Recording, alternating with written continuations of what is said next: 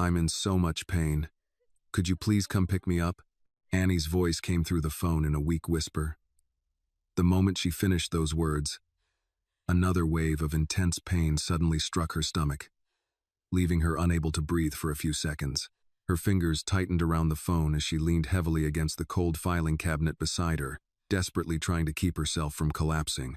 On the other end of the call, William Harrison was standing in his home office, still wearing the same suit he had worn through a long day of meetings. Annie? William's voice immediately changed. What did you say? I couldn't hear you clearly. For several seconds, the only response was her broken, hurried breathing on the other end of the line. Annie, are you still there? She tried to answer, but the pain returned even stronger than before. A soft groan escaped through her clenched teeth, followed by a shaky breath. I'm sorry, sir, she whispered. William immediately stood up from his chair. Don't apologize. Just tell me what happened. Annie closed her eyes, forcing herself to speak. I'm in so much pain. Could you come pick me up? This time, William heard every single word. His expression changed instantly. Annie, what do you mean? What kind of pain are you in? She tried to explain, but her voice broke apart. My stomach. It hurts so much. I thought it would go away, but it didn't. William quickly grabbed his car keys from the desk. Where are you right now? Another sharp wave of pain interrupted her. Annie let out a quiet cry, clutching her stomach tightly. Annie? William's voice became more urgent. Listen to me. Where are you? Are you still at the office? Yes. Her answer came between trembling breaths. I'm still at the office. William moved quickly toward the door. The Harrison building, right? Yes. What floor? The records room. On the 26th floor. William stopped for half a second. The records room? Annie, why are you still there at this hour? I had to finish the documents for tomorrow's meeting. His expression tightened. You stayed in the building alone? I didn't want to leave my work unfinished. Annie, there was no anger in his voice, only disbelief and concern. You should have called someone sooner. I thought I could handle it. She tried to sound calm, but another wave of pain rose inside her, forcing out a quiet moan she couldn't suppress. William heard it clearly. Annie? She tried to respond. I'm okay, but those words completely fell apart.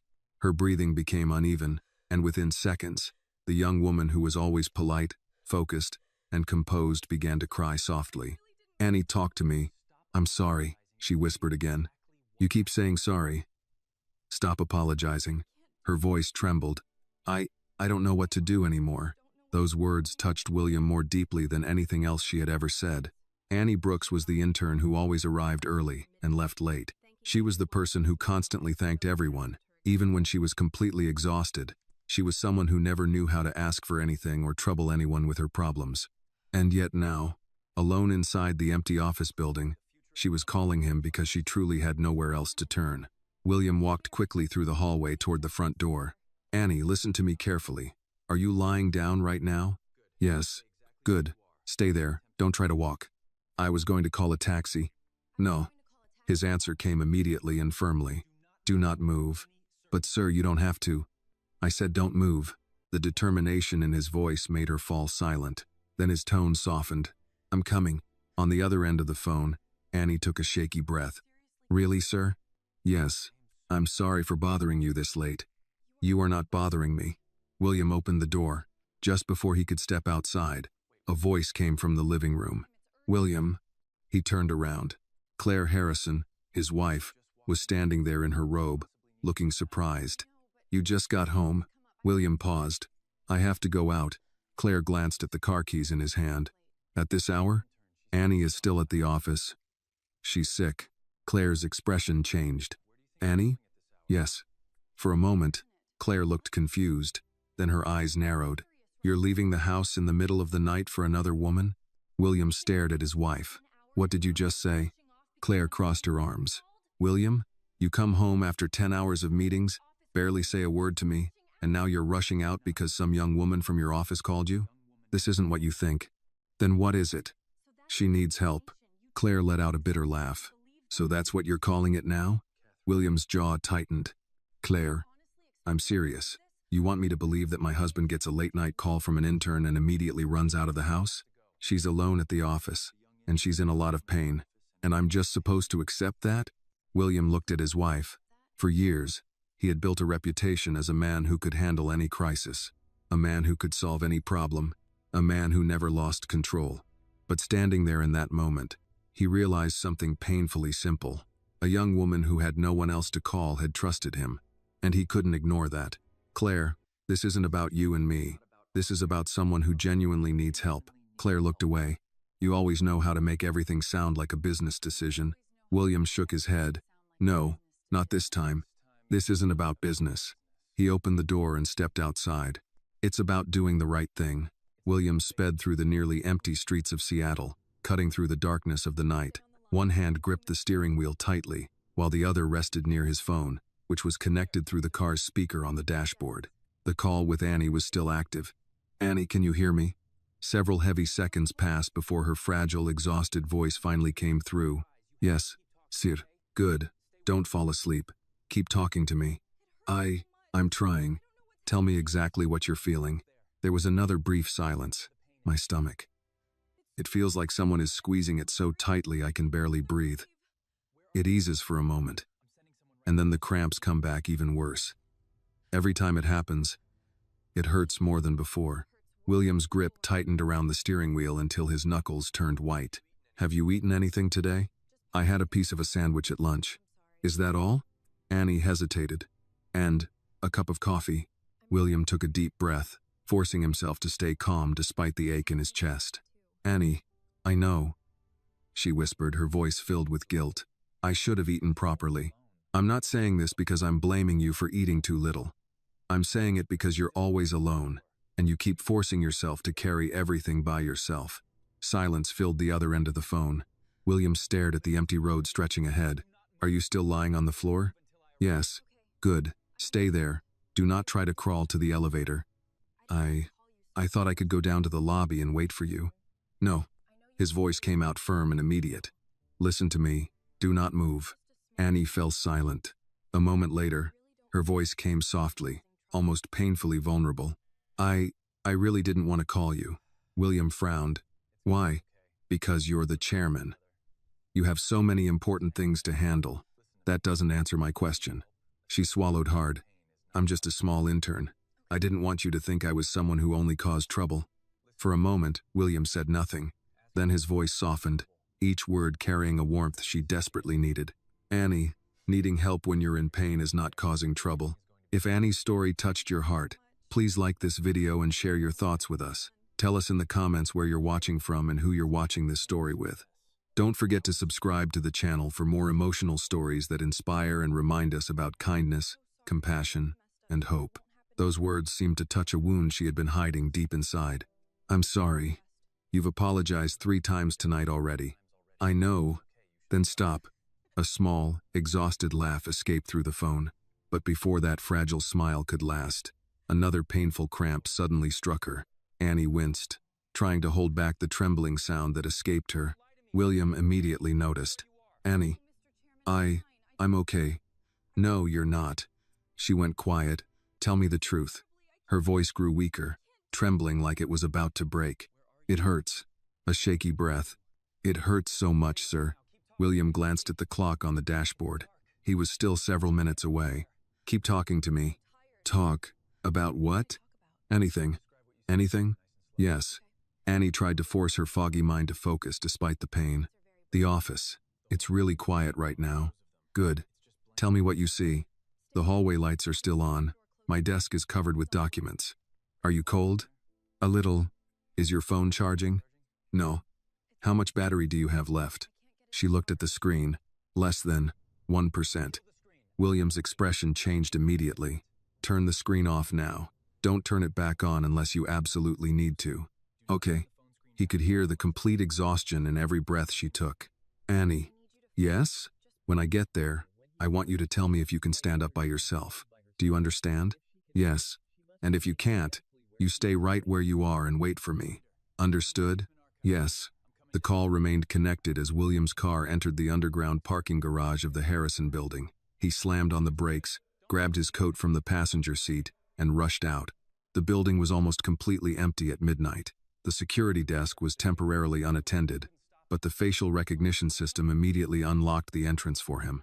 William moved quickly into the elevator and pressed the button for the 26th floor. The elevator rose. Every number that appeared on the screen felt like another second of his heart pounding harder. He pressed the phone closer to his ear, listening carefully to every small sound. Annie? Yes? Are you still with me? Yes, sir. Good. A few seconds later, he noticed her breathing change. It became faster, more painful. Annie? I'm sorry. Sorry for what? I think the pain is coming back again. William pressed the elevator button again, even though it was already lit. Don't force yourself to keep talking. But if I stop, I'm afraid I'll fall asleep. Then listen to me. His voice became firm, carrying an authority she could not refuse.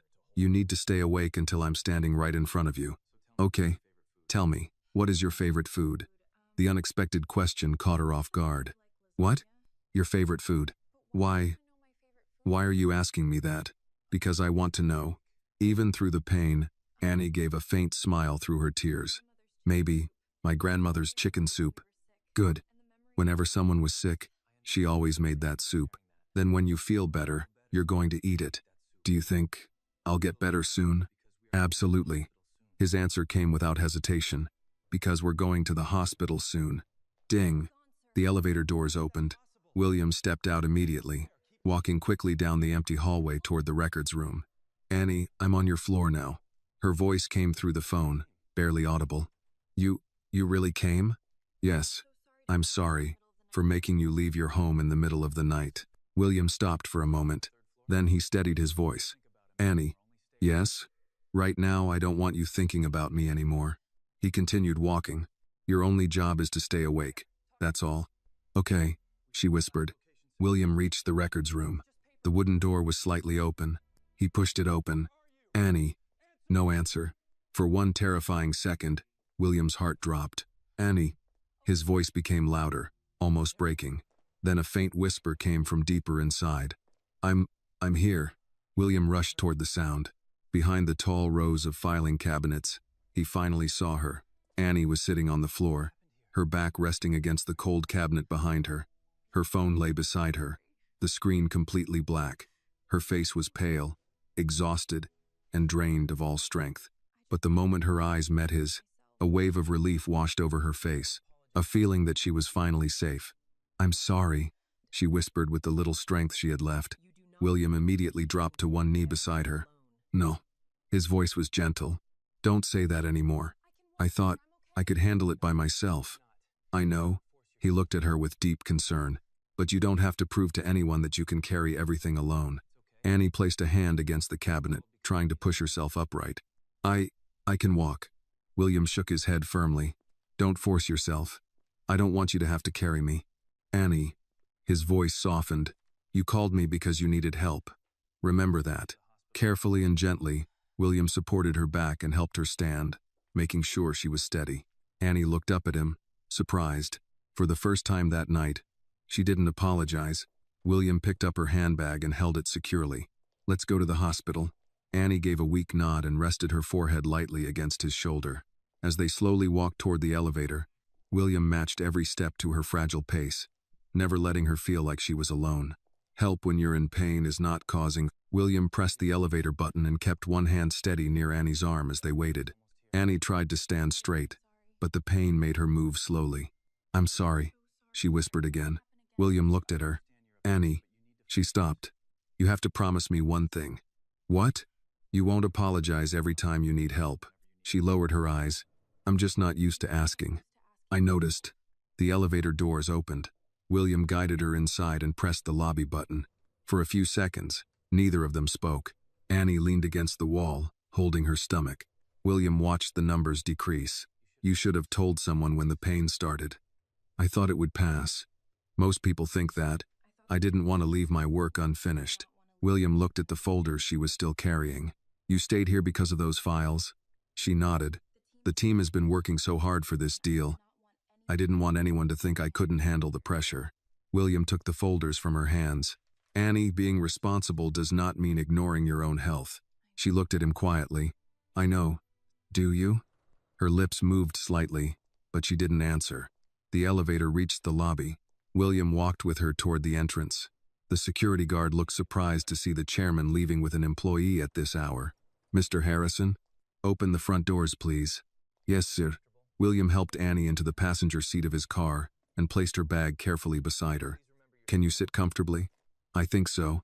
"Seatbelt." She followed his instruction. Before closing the door, William looked at her. "If the pain gets worse, tell me immediately." "Okay."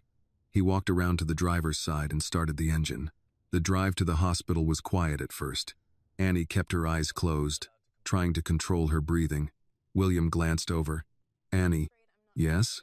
"You're allowed to complain." She opened her eyes slightly. "What?"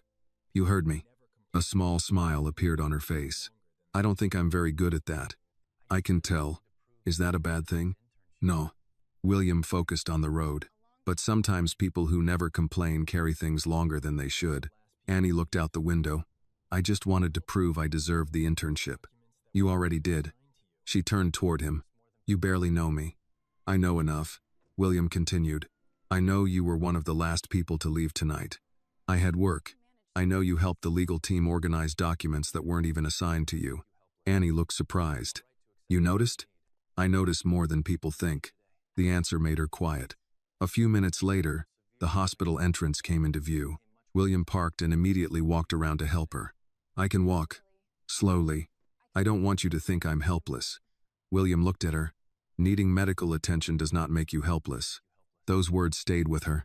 Inside the emergency department, a nurse approached. "What happened?" William answered before Annie could. "She has severe stomach pain that started earlier today. It became much worse tonight." The nurse looked at Annie. "How old are you?" Annie answered. 18. "Any medical conditions?" "No." "Any medications?" "No." The nurse motioned toward a wheelchair. "Let's get you checked in." Annie looked at William. "You can go back." He frowned. "No. You have work." "Not right now." "Mr. Harrison." "Annie." She stopped when she heard the seriousness in his voice. "You called because you needed someone." The nurse pushed the wheelchair toward the examination area. "Only one person can come with her for now." William followed. A few minutes later, Annie was taken into a room while a doctor examined her. William stood outside near the waiting area. For the first time that night, he looked at his phone. There were dozens of missed calls, messages from executives, questions about the acquisition, requests for approval. He stared at the screen. Then he turned the phone face down. A nurse walked by and noticed. "Family?" William looked toward the treatment room. "No." He paused. "She works for me." The nurse nodded. "She's lucky you came." William looked through the glass window. Annie was low of my hospital bed, answering the doctor's questions quietly. "She shouldn't have needed luck." The nurse looked at him. "What do you mean?" William took a breath. "She should have felt comfortable asking for help before it got this bad." The nurse gave a small nod and continued walking. A short time later, the doctor stepped out. "Mr. Harrison?" William stood immediately. "Yes. She's stable, but we need to run some tests. Her symptoms are consistent with severe gastritis, and we want to make sure there are no complications." William nodded. "Is she going to be okay?" "We're treating her now." She came in at the right time. William closed his eyes briefly. At the right time, those words stayed with him, because he knew how close she had been to spending the night alone in that office. The doctor looked at him. "You can see her for a moment."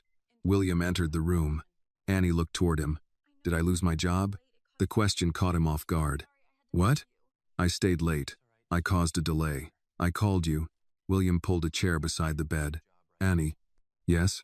"Your job is not the thing you should be worried about right now." "But the merger can wait."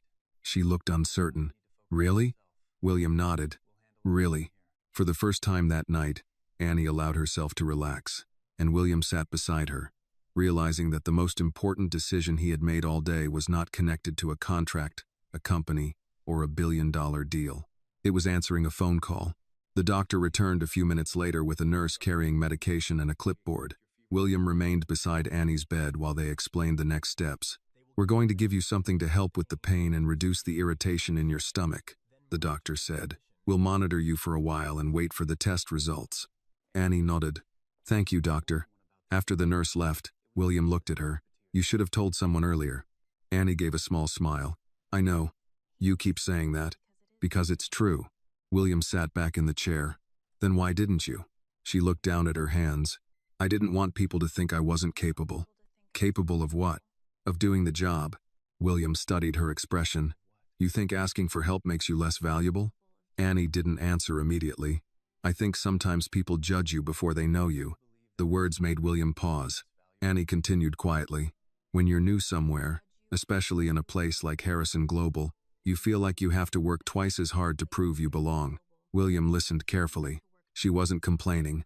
She was explaining. I didn't want anyone to say I couldn't handle the pressure. They wouldn't. You don't know that. William looked at her. You're right. I don't know what everyone thinks. He paused. But I know what I think. Annie looked up. What? I think you stayed late because you cared about your work. I think you tried to protect your team. I think you pushed yourself too far because you wanted to earn respect. Her eyes became slightly emotional. But I also think you forgot that you deserve the same care you give to everyone else. Annie looked away. For a moment, she didn't know what to say. The nurse returned with a cup of water. Small sips only. Thank you. After the nurse left, Annie held the cup carefully. William noticed her hands were still shaking slightly. Are you feeling any better? A little. Good. You should go home. William looked at her. No, you've already done enough. I don't decide that. Annie looked confused. What do you mean? I mean you called me because you needed help. I'm not leaving until I know you're okay. She was quiet. Then she asked softly, why? William looked at her. Why what? Why are you being so kind to me? The question caught him off guard. He looked toward the hospital window for a moment. Because you're a person. Annie smiled faintly. That sounds simple. It should be. William looked back at her. But people forget simple things when they get busy. Outside the room, hospital staff moved through the hallway. Phones rang. Doctors spoke quietly. The normal rhythm of the emergency department continued. William checked his phone again. Another series of messages appeared. The board meeting, the legal team, the acquisition partners. One message asked if he could join a conference call immediately. Annie noticed. You should answer. No. Mr. Harrison. Annie. She stopped. The company will survive one night without me. You're sure? Yes. She looked surprised. William gave a small smile. That may be the first time anyone has questioned whether the company can survive without me. A quiet laugh escaped Annie. It was the first genuine smile he had seen from her that night.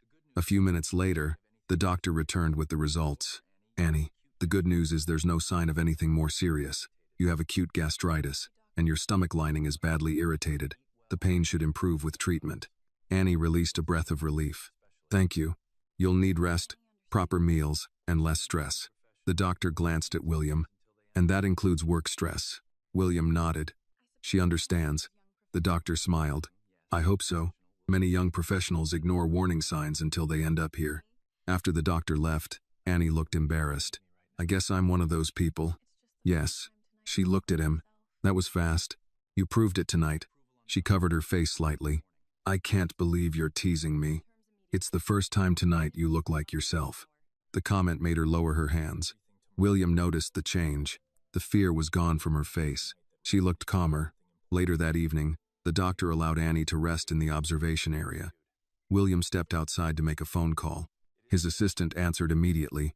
Mr. Harrison, we've been trying to reach you. The acquisition team needs your approval before morning. I'll review everything tomorrow. There was a pause. Tomorrow? Yes. Is everything okay? William looked through the glass toward Annie. Yes. He thought for a moment. Actually, something happened tonight that reminded me of something important. What is that? William didn't answer right away. Make sure the company's employee wellness policies are reviewed. His assistant sounded surprised. Immediately? Yes. Is this related to the merger? No. William looked back at Annie. It's related to the people who helped build this company. After ending the call, he returned to the waiting area. Annie was awake. You called work? Yes. Are they angry? William sat down. They'll manage. She smiled. I still can't believe I made the chairman leave an important meeting. William shook his head. You didn't make me do anything. Then why did you come? William looked at her. Because you asked. The answer was simple. But for Annie, it meant more than she expected. And for William, it was the first time in a long while that a decision felt right without needing a calculation. By the time the hospital moved Annie from the emergency department to a quieter observation room, the clock was well past midnight. William had been given several chances to leave. He ignored every one of them. Annie noticed, "You really don't have to stay." William was sitting near the window with his jacket folded across the back of the chair and his phone resting face down on his knee. "We've already had this conversation." "I know, but you have a meeting in the morning." "So do you." She looked confused. "I'm in a hospital bed." "Exactly. Yours has been canceled." A small smile appeared on her face. "You canceled my schedule?" "I own the company. Occasionally that comes with useful privileges." "That sounds dangerous." "For your calendar, perhaps." Annie laughed quietly, then pressed a hand against her stomach when the movement made her uncomfortable. William noticed immediately. "Still hurting?" "Not as much." "That isn't the same as no. The medicine is helping." Before William could respond, a nurse entered to check Annie's blood pressure and adjust the IV. She asked a few routine questions, then looked toward William. "Has someone contacted her family?" Annie's expression changed. "I haven't called my grandmother yet." William turned toward her. "Why not?" "She'll worry. She's your grandmother." "Worrying is probably already in the job description." The nurse smiled. "He's not wrong." Annie hesitated. "It's late." William picked up her phone from the bedside table. It had been connected to a charger supplied by the hospital. "What's her name?" "Martha Brooks." "Call her." Annie looked at him. "She'll panic if she hears I'm in the hospital. She'll panic more if she finds out tomorrow that you were here all night and nobody told her." Annie knew he was right. She took the phone and called. Martha answered before the second ring. "Annie." Her grandmother's voice was alert despite the hour. "Hi, Grandma." There was an immediate pause. "What happened?" Annie blinked. "How do you know something happened?" "Because you don't call me after midnight and start with 'Hi, Grandma.' You start with whatever you're trying not to tell me." William lowered his head, hiding a smile. Annie noticed. "This isn't funny." "I didn't say anything." Martha continued through the phone. "Annie, where are you?" "At the hospital." "What hospital?" Annie closed her eyes. "Grandma, before you get upset, I'm okay." That sentence has never once made anyone less upset. William's smile disappeared when Annie's eyes filled with tears. "I got sick at work." "What happened?" "My stomach started hurting this afternoon. I thought it would stop." "And you kept working." Annie said nothing. "Of course you did," Martha muttered. "Where are you now?" Annie gave her the hospital name. "I'm coming. You don't have to." "Don't start." "Grandma, it's after midnight. And you're in the hospital." Martha's answer ended the argument. William held out his hand. "May I?" Annie handed him the phone. "Mrs. Brooks?" "William Harrison." There was silence on the other end. "The William Harrison? I suppose that depends on how many you know." Annie covered her mouth, surprised by the joke. Martha wasn't distracted. "What are you doing with my granddaughter?" "I brought her here." "You brought her?" "She called me from the office. She was in too much pain to get downstairs safely." Martha's tone softened, but only slightly. "Is she all right?" "The doctor says she has acute gastritis. She's being treated, and they expect her to recover." Martha released a breath. "Thank God." William continued. "Mrs. Brooks, I can arrange a car for you. I can get myself there." "I'm sure you can." "Then why are you offering?" "Because it's late, and I'd rather know you arrived comfortably." Martha considered that. "You always this persistent?" Annie whispered. "Yes." William glanced at her. Martha heard it. "All right, send the car." William gave the hospital information to his driver, then handed the phone back to Annie. Her grandmother said, "I'll see you soon." "Okay. And Annie?" "Yes? Next time your body tells you something is wrong, listen to it before your boss has to come rescue you." William looked away. "Grandma, I said what I said." The call ended. For several seconds, Annie studied the blanket over her legs. "She's going to lecture me for a month. She cares about you." "I know." William's phone began vibrating again. He checked the screen this time. "Claire." He hesitated before answering. "Hello. Are you still at the hospital?" "Yes." His wife's voice carried irritation. "You said you were going to pick her up. You didn't say you were spending the night there."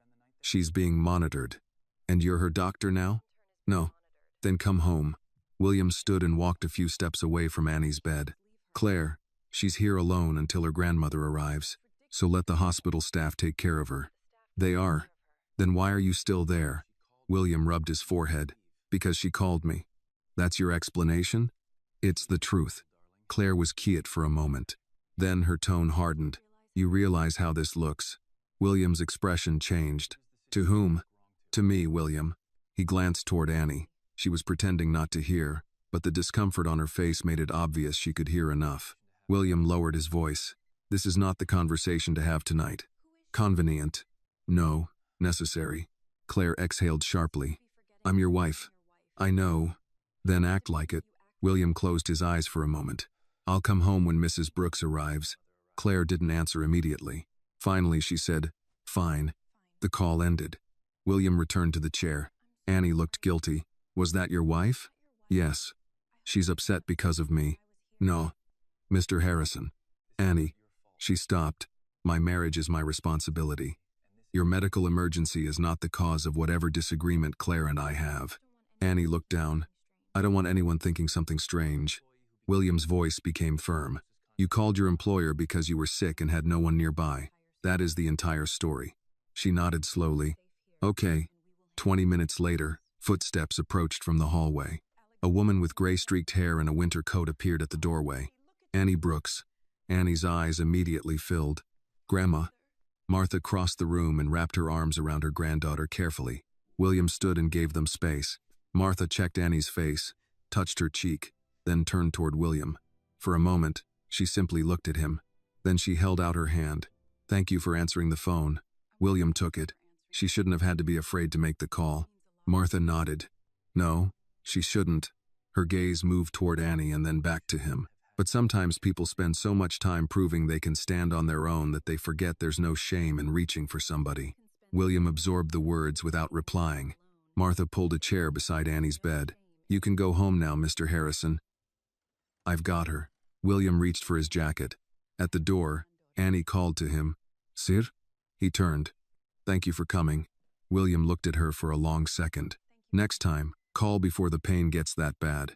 Annie managed a tired smile. Next time, I will.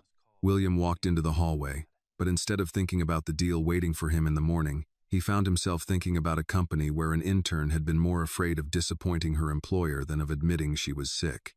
By the time he reached the elevator, he knew that question would follow him back to Harrison Global Holdings. William reached home shortly before 2 in the morning. The lights in the downstairs hallway were still on, and Claire was sitting in the living room with a book open across her lap. She had not turned a page in some time. You stayed longer than you said, she said. Her grandmother arrived late. Claire closed the book. And you had to wait for that? Yes. William placed his keys on the table near the door and removed his jacket. He had expected another argument, but exhaustion had taken the force out of both of them. Claire studied his face. Is Annie all right? The doctor says she'll recover. I'm glad. William looked at her, surprised by the sincerity in her voice. Claire noticed. I'm angry with you, William. That doesn't mean I wanted her to suffer. I know. Do you? He did not answer. Claire stood and folded her arms, though her expression was less severe now. You rushed out so quickly that I didn't understand what was happening. You barely told me anything. She was crying. She said she couldn't bear the pain anymore, and that frightened you. Yes. The answer came without hesitation. Claire's eyes softened for a moment. I haven't seen you frightened in years. William walked toward the kitchen and poured a glass of water. She was alone on the office floor because she thought finishing a file mattered more than asking for help. You built a company where people believe that. The word stopped him. Claire had not raised her voice. She did not need to. William placed the glass on the counter. No one told her to stay. That isn't the same as telling her she could leave. She's an intern. Her manager told her to go home, and she still thought staying was safer for her career. William turned toward Claire. What are you saying? I'm saying people don't need a written order to understand what a workplace rewards. They watch who gets promoted. They see who answers emails at midnight. They hear you praise people for sacrificing weekends. That deal supports thousands of jobs. I'm not questioning the deal. Then what are you questioning? You. The word landed harder than he expected. Claire continued. You keep talking as though Annie made one poor decision. Maybe she did. But an 18-year-old intern stayed alone until 10. Because she believed one unfinished assignment might cost her future. You should ask why. William remained still. Claire picked up her book. You were right to go get her. I was wrong to accuse you of having an affair. But don't turn tonight into proof that you're a good man and leave everything else unchanged. She walked upstairs before he could respond. William stayed in the kitchen, looking at the dark screen of his phone. There were more than 50 unread messages, most connected to the acquisition.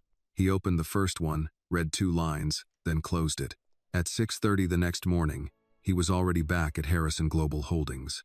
His executive team gathered in the main conference room, where coffee, fruit, and warm pastries had been arranged beside thick binders marked confidential. No one mentioned Annie when William entered, but several people looked at him with curiosity. Linda Parker was seated near the far end of the table. Her eyes were tired. William stopped beside her. "You managed Annie yesterday?" "Yes." "When did you first notice she was unwell?"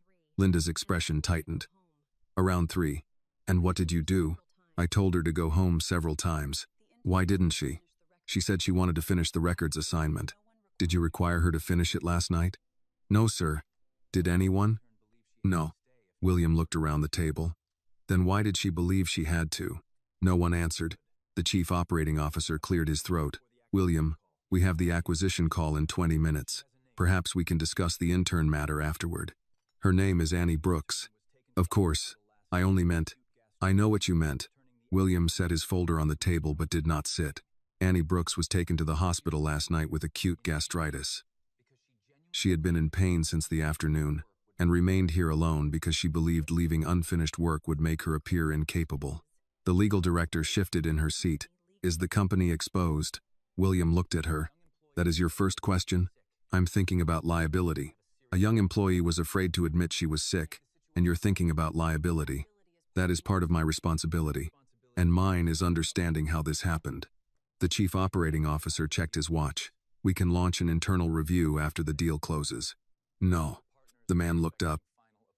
"No? We begin today." "William, the partners are expecting final approval. They'll receive it after I know our people are not being pushed beyond reasonable limits." A murmur moved through the group. One executive leaned forward. "We've worked for 14 months on this transaction. Delaying now could weaken our position." "Then explain the delay honestly. You want us to tell them the chairman postponed a multi-billion-dollar negotiation because an intern became ill?" William met his eyes. "I want you to tell them the chairman discovered a failure inside his company and chose not to ignore it." Linda spoke for the first time. "Mr. Harrison, Annie would blame herself if the deal were delayed.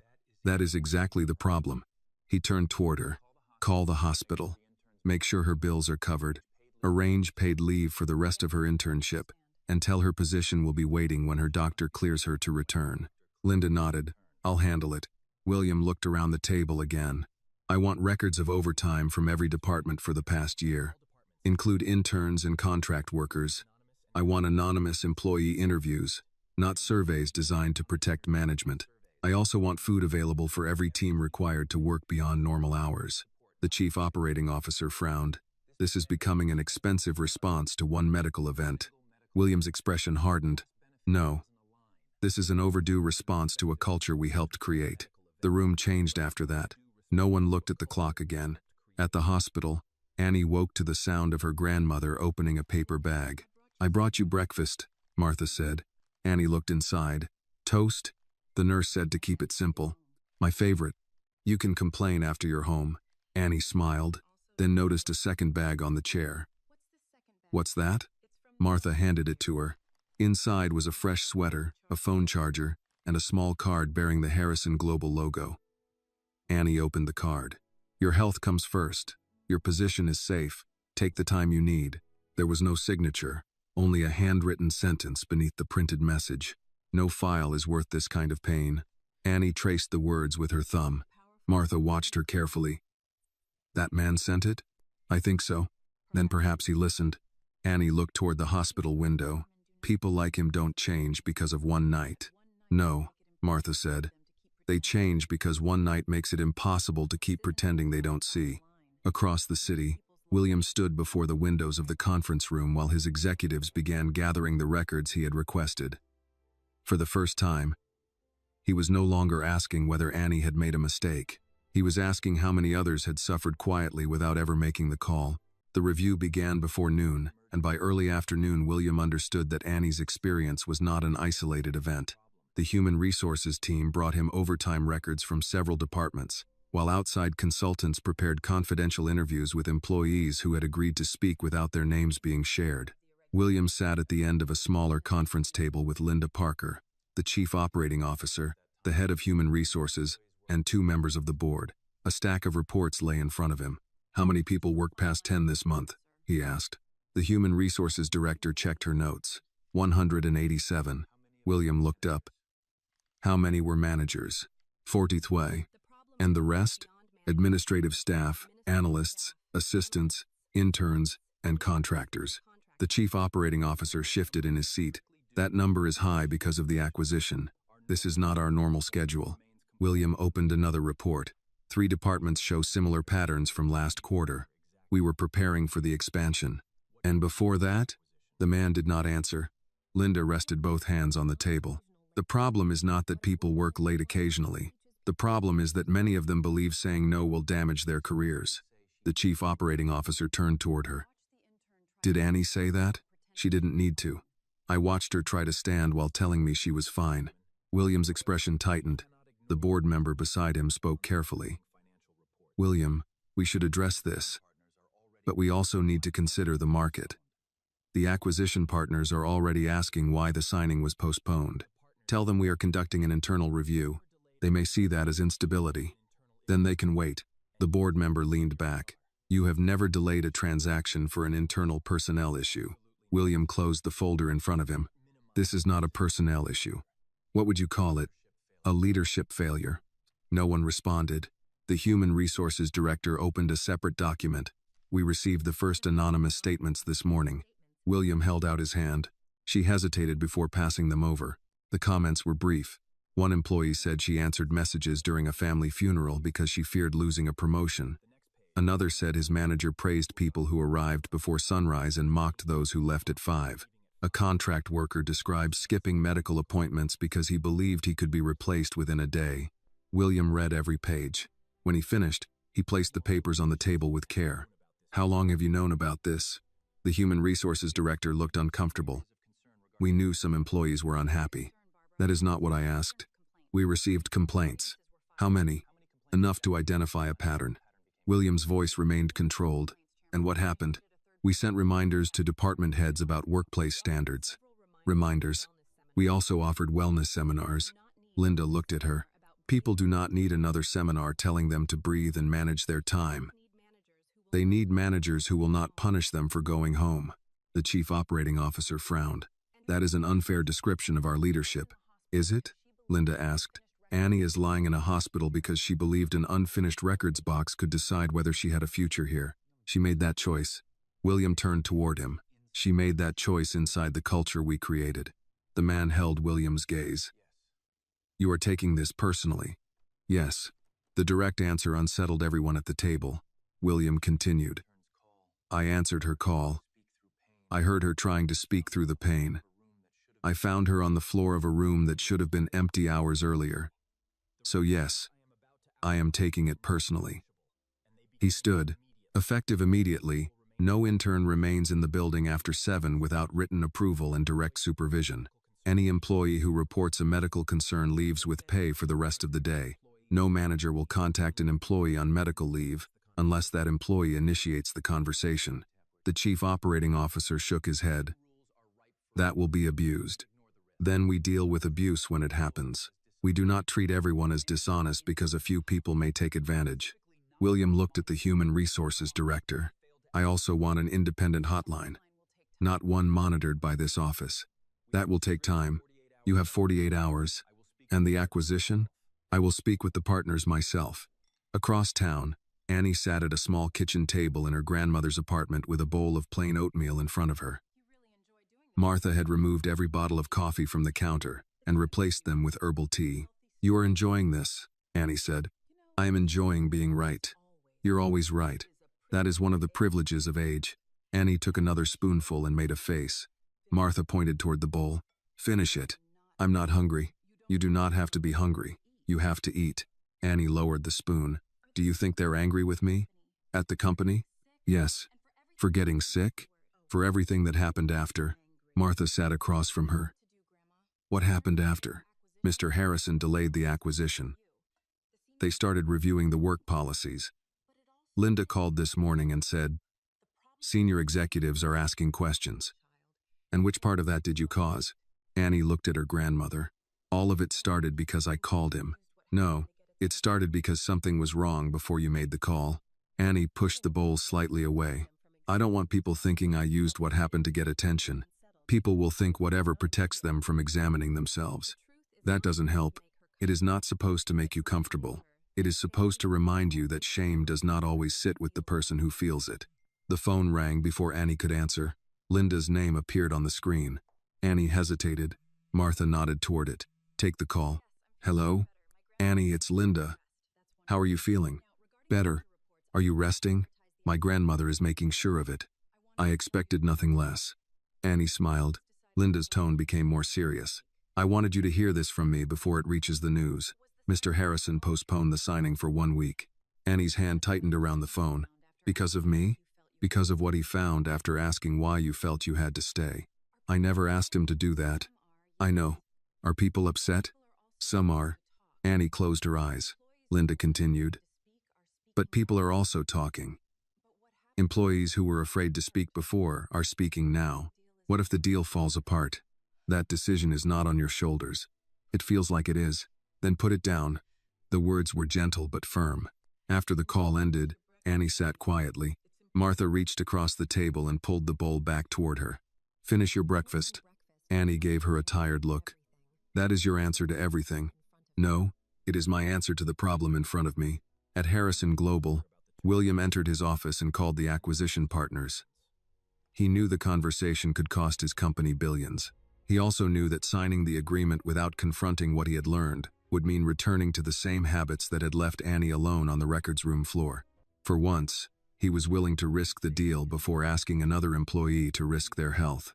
William placed the acquisition partners on speaker and remained standing beside his desk.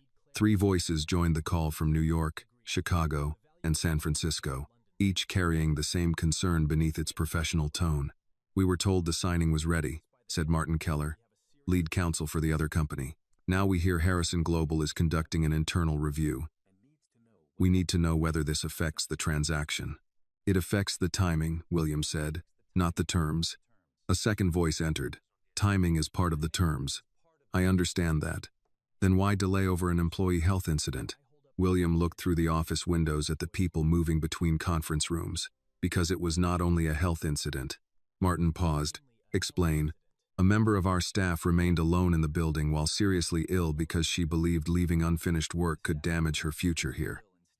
After reviewing our records, I found that belief was not unusual." A silence followed, broken by the faint sound of papers being moved on the other end. One partner spoke more carefully. "William, every major company experiences periods of heavy demand. You cannot rebuild an entire organization every time someone makes a poor judgment." "She did make a poor judgment," William replied. "So did we." "What exactly are you proposing?" 1 week. We complete the review, adopt the necessary protections, then return to the table." Martin exhaled. "Our board may not accept that." "Then I will speak to your board. You are prepared to risk $4 billion over this?" William thought of Annie sitting on the records room floor, trying to apologize while she could barely speak. "I am prepared to risk a delay rather than sign a contract while pretending I have not learned what is happening inside my own company." The call ended without an agreement. William remained beside the desk until his assistant entered. "How did they take it?" "Badly." "Will they walk away?" "They might." She studied him. "Do you regret postponing?" "No." The answer surprised even him. His assistant placed a folder on the desk. "The independent review team has begun interviews. There is something else." "What?" "Several employees are asking whether Annie will be identified." "She will not. They are worried the company will make her the face of the policy changes." William looked at her. "No statements without her consent. No photographs. No mention of her department. And no one contacts her for an interview. I'll make that clear."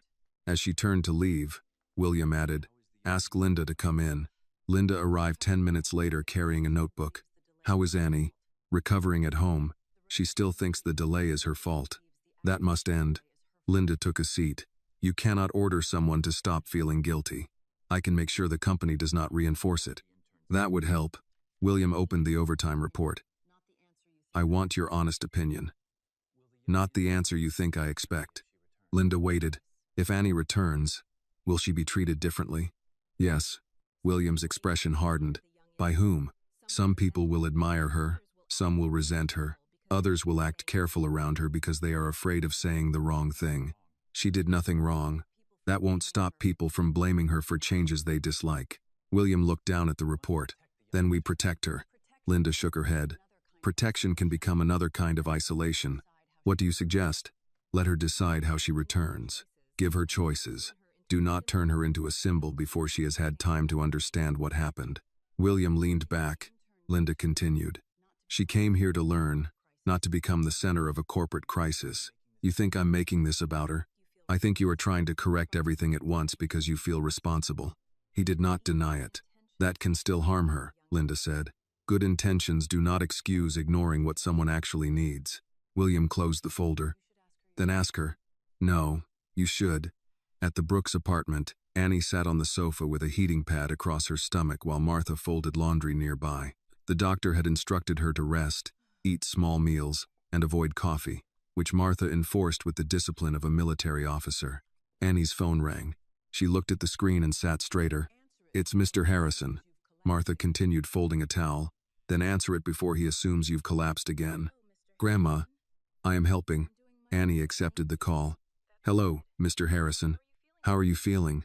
Better. Still tired. Are you following the doctor's instructions? Annie looked toward Martha.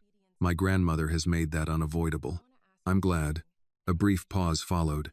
Annie, I want to ask you something, and I need an honest answer. Her hand tightened around the phone.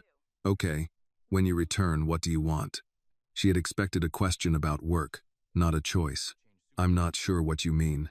Do you want to return to the same department? Would you prefer another supervisor? More time away? Remote work for a while? I don't want special treatment. This is not special treatment. It is planning.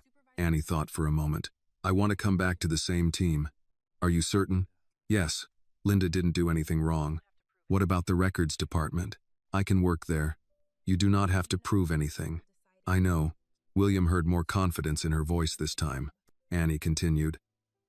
But I don't want people deciding I'm too fragile to do my job. No one will call you fragile. They may not say it. William understood.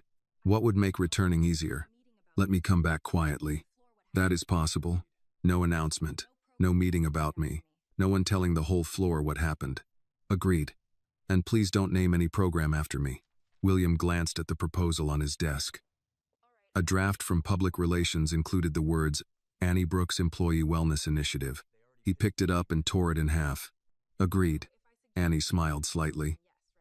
You already had a name, didn't you? Someone suggested one. That means yes. It has been rejected. Thank you.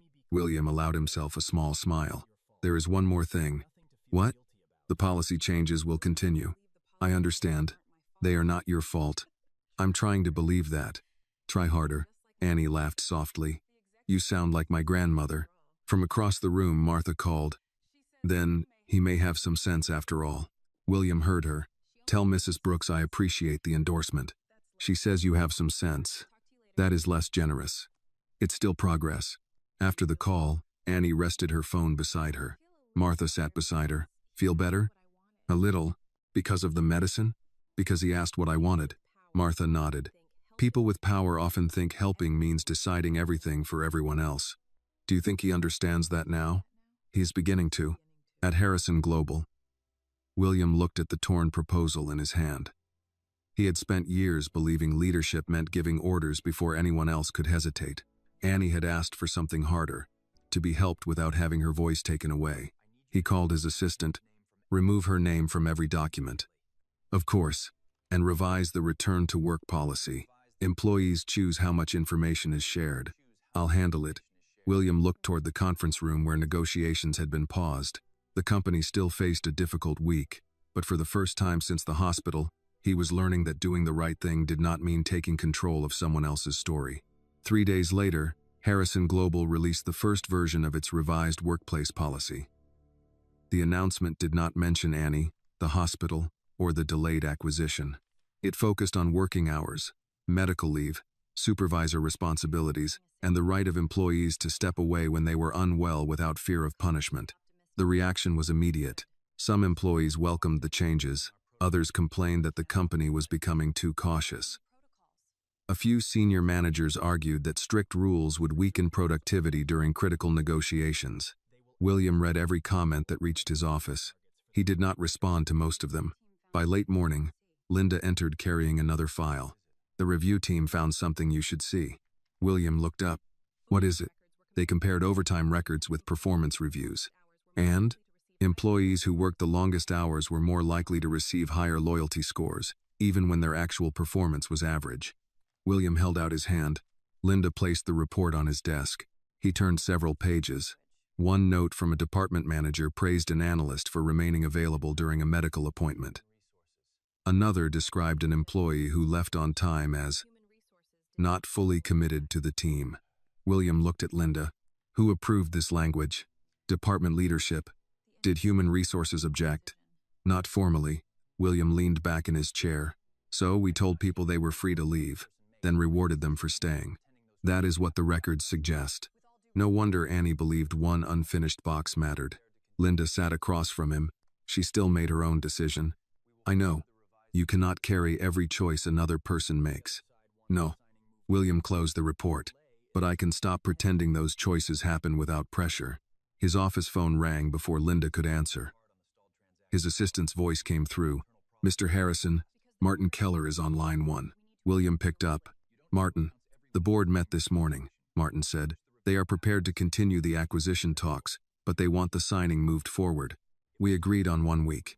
They are concerned the delay is attracting attention. What attention? Market analysts are asking why the transaction stalled. There are rumors of internal problems. There are internal problems. Martin exhaled. William, you do not need to announce every weakness while negotiating a deal. I am not announcing anything. Then finish the review after we sign. William looked at the report on his desk. No, you may lose this transaction. I understand. You built Harrison Global over 25 years, and that means I am responsible for what happens inside it. Martin's tone changed. You sound as though one intern has made you question your entire company. William answered without hesitation. She made me ask a question no one else was willing to answer. What question? How many people were suffering because we had taught them silence looked like loyalty? There was a long pause. Martin finally said, I hope this is worth it. William looked through the glass wall toward the desks outside his office. So do I. He ended the call. Linda had heard enough to understand. They may walk away. Yes. Are you prepared for that? William looked down at the report. I am more prepared than I was 3 days ago. At Martha's apartment, Annie stood in front of the bathroom mirror adjusting the collar of a plain blue blouse. Her doctor had approved a short return to work, provided she avoided stress, ate regularly, and left immediately if the pain returned. Martha appeared in the doorway. You are going for 2 hours. I know. You are not lifting boxes. I know. You are eating the lunch I packed. I know. Martha raised one eyebrow. And if you feel sick? I tell Linda. Before you collapse. Annie turned from the mirror. Yes, Grandma. Martha stepped closer and fixed the blouse collar Annie had already adjusted twice. You do not owe anyone a performance today. I'm not performing. You have been practicing that brave face since breakfast. Annie looked away. I just don't want people treating me differently. They will. That's helpful. I didn't say they would treat you badly. I said differently. Annie picked up her bag. What if they think I caused the delay? Some might. What am I supposed to say? The truth. That I got sick? That you got sick? Asked for help? And then other people made their own decisions. Annie let out a breath. It sounds easier when you say it. Most true things do. When Annie entered Harrison Global just after 10, the lobby looked unchanged. The same security guard sat behind the desk. The same digital display showed company news and market updates. Employees crossed the marble floor carrying coffee and laptops. Still, she felt every glance. The security guard stood. Good morning, Annie. Good morning. It's good to see you back.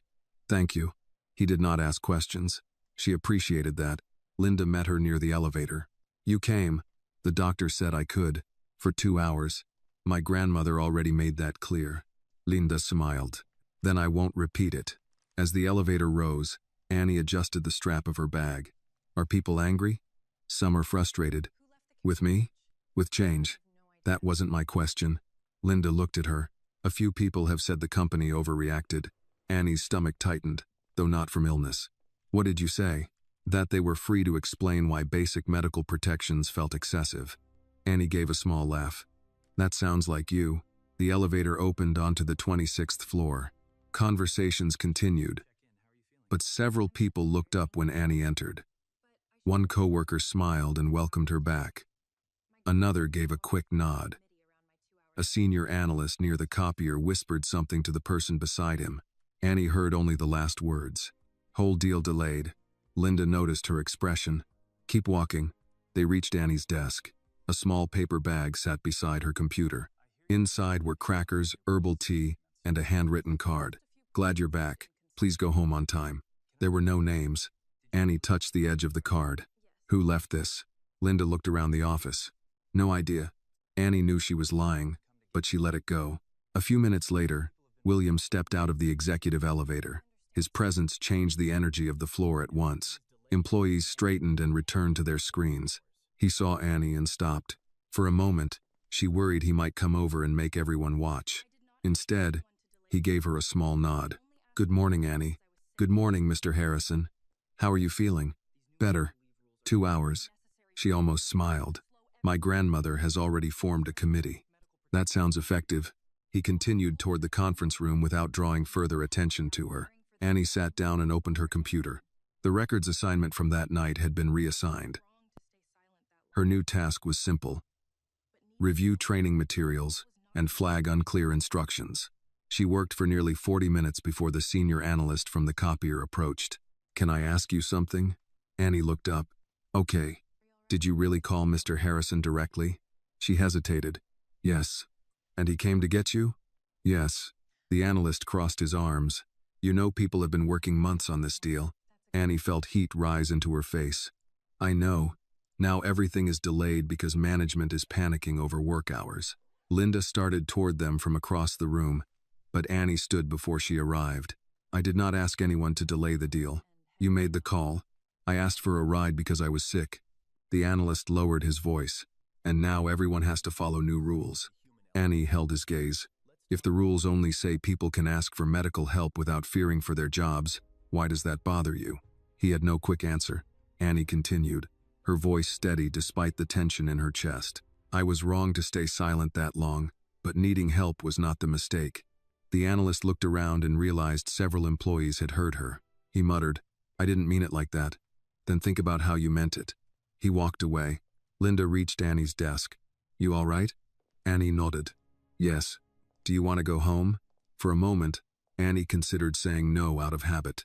Then she looked at the clock. Her stomach felt tight, and her hands were trembling. Yes, she said. I think I should. Linda smiled. Good answer.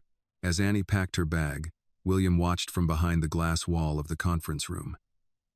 He had seen the exchange but could not hear every word. What he did see was Annie choosing to speak, then choosing to leave before her body forced the decision.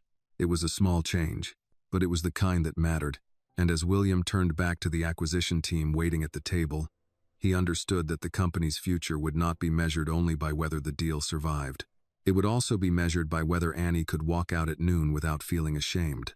By the time Annie reached the lobby, Linda had already arranged a car to take her home. Annie protested at first, saying she could use the bus, but Linda gave her the same expression Martha used whenever an argument had already been decided. You were cleared for a short return, not a test of endurance, Linda said. I'm not trying to prove anything.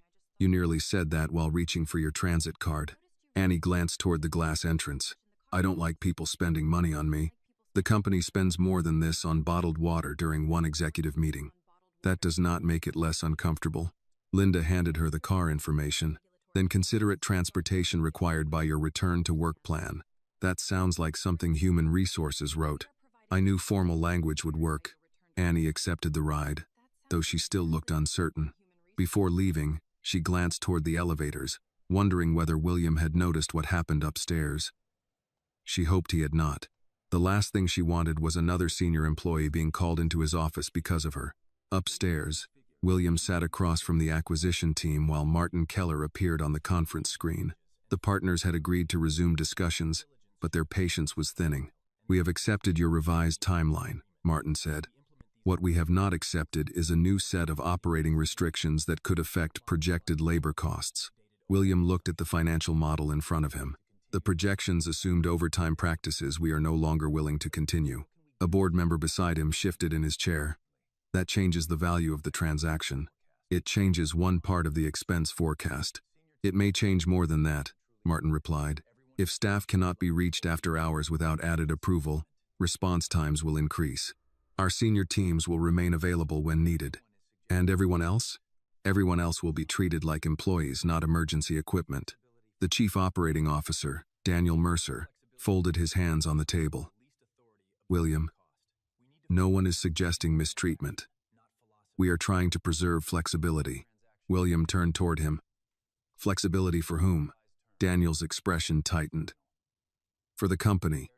That usually means the person with the least authority absorbs the cost." Martin interrupted before the exchange grew sharper. "We are not here to debate philosophy. We are here to close a transaction."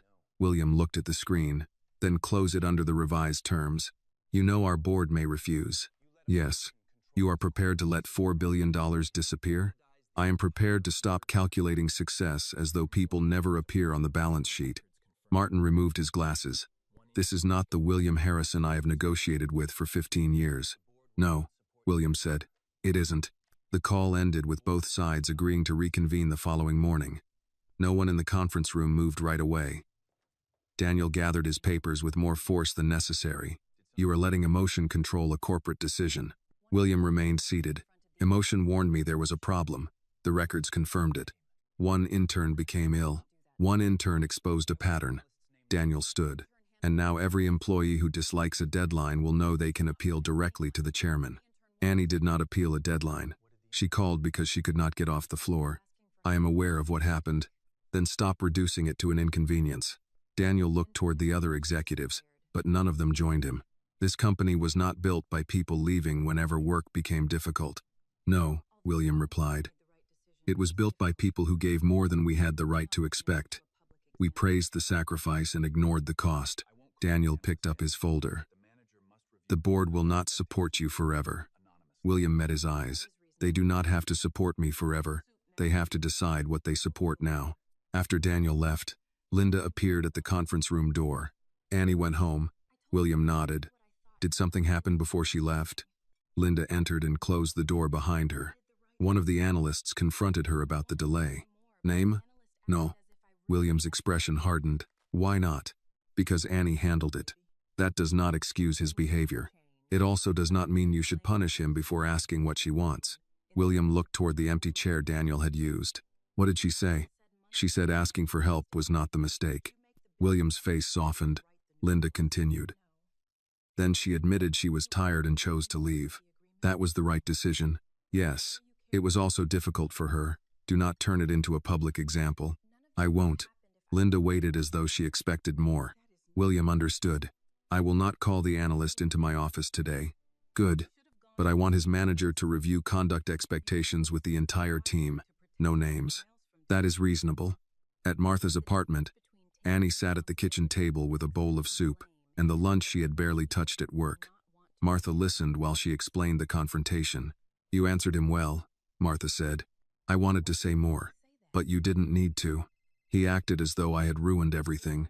Martha tore a piece of bread and placed it beside Annie's bowl.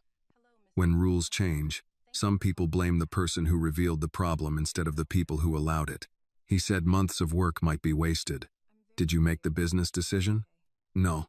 Did you write the new policies? No. Did you order anyone to delay the agreement? No. Then why are you carrying all three?" Annie pushed her spoon through the soup. "Because none of it would have happened if I had gone home earlier."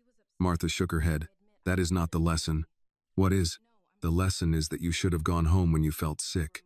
The lesson is not that you should have suffered quietly enough to protect everyone else from discomfort." Annie looked down. Martha's voice softened. "There is a difference between taking responsibility and accepting blame that was handed to you by people who do not want to examine themselves. The phone rang on the counter. Annie saw William's name and hesitated. Martha pointed toward it. Answer. Why do you always say that? Because avoiding a conversation rarely improves it. Annie accepted the call. Hello, Mr. Harrison. Did you get home safely? Yes. How do you feel? Tired but okay. William paused. Linda told me someone spoke to you about the acquisition. Annie closed her eyes. I don't want him fired. I did not say he would be. He was upset. So were you. He handled it. I heard. Annie glanced at Martha, who had moved to the sink while still listening. William continued. Do you want to file a complaint? No. Are you certain? Yes. I want people reminded that they can disagree without blaming one employee. That can be arranged. Annie hesitated. Is the deal going to fail? It may. Because of the new policies? Because two companies are deciding what they value. That sounds like a careful answer. It is the honest one. If it fails, people will still blame me. Some might. Annie waited. William said, but I will not. The certainty in his voice eased something in her chest. Why are you willing to lose so much? William looked through the office windows at employees gathering their things as the workday ended. Several managers were leaving with them instead of staying late for appearances. Because I almost asked you to lose more. Annie held the phone closer. You never told me to stay. No, I helped build a place where you thought staying was the price of being taken seriously. Neither spoke for a moment. Then Annie said, You're changing a lot because of one phone call. No, William replied. The call only made it impossible for me to keep ignoring what was already there. After they ended the conversation, William remained by the window. Below him, employees crossed the lobby and headed home while the last daylight faded over Seattle. The acquisition remained uncertain, the board was divided, and his marriage had become strained. Yet the building was emptying at a reasonable hour. For the first time, that did not look like a loss. The next morning, William arrived at the office before 7 and found Daniel Mercer waiting outside his door. Daniel held a folder under one arm and looked as though he had not slept. We need to talk before the board meeting, Daniel said. William unlocked the door. Come in. Daniel entered and placed the folder on the desk. 3 directors are prepared to vote against the policy changes. William removed his coat. On what grounds? They believe you moved too quickly. They also believe the acquisition partners may withdraw if we keep the revised labor projections. They already know the projections changed. They know the numbers changed. They do not understand why you refuse to compromise. William took his seat. What compromise are they proposing? Daniel opened the folder. Keep the medical leave provisions. Remove the restrictions on late work. Allow department heads to decide when employees are needed after hours. That returns control to the same people whose evaluations rewarded excessive overtime. Not every manager abused the system. Then responsible managers should have no problem following a clear standard. Daniel leaned forward. You are treating the entire company as guilty because one situation frightened you. William's expression remained steady. The review found a pattern. The review found complaints. Large companies always have complaints. It found performance ratings tied to late hours. It found language that could be interpreted that way. William opened the report and pushed it across the desk. An analyst was praised for answering email during a medical appointment. How would you interpret that? Daniel did not touch the report. You are making this personal. It became personal when I heard Annie trying to speak through pain because she thought asking for help might end her future here. And now you are willing to damage the future of everyone else. William looked at him. That is what you plan to tell the board? I plan to tell them the truth. No, you plan to tell them fear is discipline and exhaustion is loyalty. Daniel's jaw tightened. I have worked beside you for 22 years. I know. I helped build this company. I know that too. Then do not speak to me as though I am the enemy. William's voice softened, but only slightly. You are not the enemy. You are a man defending a system because it rewarded you. Daniel stood. And it rewarded you? Yes. The answer stopped him. William continued. That is why I have no excuse. Daniel looked toward the windows. The board may remove you as chief executive. They have that right. You say that now. I said it yesterday, and I mean it today. Daniel gathered his folder. You are risking your position for someone who has worked here 1 week. William stood as well. No. I am risking my position because 1 week was enough for her to see what I spent years refusing to examine. Daniel left without another word. At 9, the board assembled in the main conference room. Claire attended through a private video connection from home, not as William's wife, but as a trustee of the Harrison Family Foundation, which held a small voting interest in the company. William had not expected her to join. She had not spoken to him since the night before. The board chair opened the meeting. We have 2 matters before us. First, whether to retain the revised workplace standards. Second, whether William Harrison continues to have the board's confidence to lead negotiations. No one pretended the 2 questions were separate. Daniel presented first. He described the new policies as rushed, expensive, and based on an emotional reaction to a single event. He acknowledged that reforms were needed, but argued they should be delayed until after the acquisition. When he finished, several directors nodded. William waited until the board chair turned to him. "Do you wish to respond?" "Yes." He stood but did not open the prepared statement in front of him. For years, this company praised endurance without asking what people were enduring. We rewarded availability, then called it commitment. We told employees to take care of themselves while promoting those who ignored every limit. One director interrupted. "No one forced Annie Brooks to remain at work." William looked at him. "That is true. Then why is the company responsible for her decision?" "Because responsibility is not the same as blame. Annie made a mistake by ignoring her health. We made a larger mistake by creating conditions that made the mistake feel reasonable." Another director spoke. "You are asking shareholders to accept reduced margins. I am asking them to accept honest margins." "What does that mean?"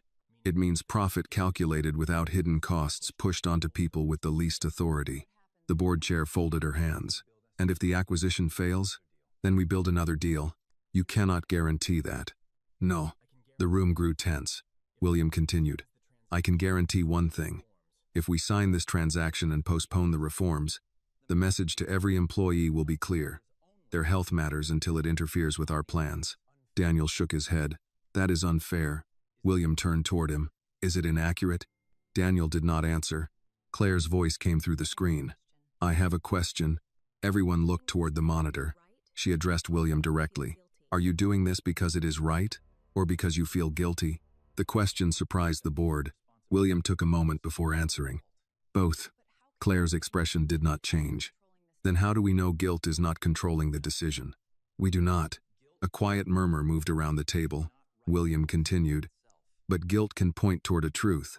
It should not write policy by itself, which is why the policies are based on the review, not only on Annie's case."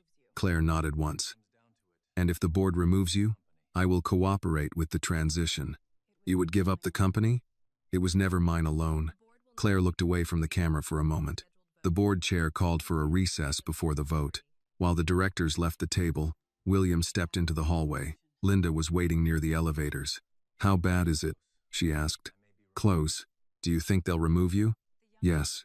Linda looked troubled. "Annie will think this is her fault. Then she must be told it is not. You may not be in a position to tell her." William glanced toward the conference room doors. "Then you tell her." Across the city, Annie sat in a campus library reviewing notes she had missed during her recovery. Her phone vibrated with a message from a coworker. "Board meeting happening now. People say Harrison may be removed." She read it twice. Her stomach tightened. Martha's voice returned to her mind. "Taking responsibility is not the same as carrying blame handed to you by someone else." Annie closed the message, but another appeared. "This started after your call." She stood, gathered her books, and called Linda. Linda answered quietly. "Annie, is Mr. Harrison losing his job because of me?" "No. Please don't protect me from the truth. I'm not. The board is deciding whether to support the changes he made. Changes he made after I called. Changes supported by a year of company records." Annie walked toward the library exit. "Can I speak to the board?" Linda hesitated. "That may not be a good idea. I don't want them using me without hearing from me." "You asked not to become a symbol." "I know. I'm not asking to be one." "Then what are you asking?" "To tell them what actually happened." Linda lowered her voice. "The vote could happen any minute." "I'm coming." "Annie, I'm not sick now. I'm not asking permission to work late. I'm asking to speak for myself." Linda understood the difference. "I'll tell William." When the board reconvened, the chair prepared to call the vote. Before she could begin, Linda entered and walked to William's side. Annie is downstairs.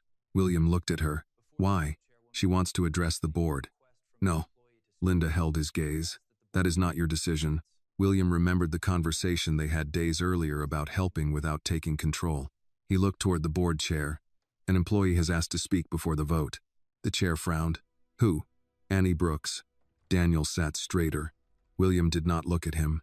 A few minutes later, the conference room doors opened, and Annie stepped inside, carrying no notes, no prepared statement, and no protection, except her own voice. Annie paused just inside the conference room, aware of every face turned toward her. The long table, the wall screens, the folders marked confidential, and the people seated around them made the space feel more formal than any room she had ever entered. William stood near his chair, but he did not move toward her. Take your time, he said. Annie nodded once and walked to the empty end of the table. She had expected her hands to shake. Instead, she felt strangely steady.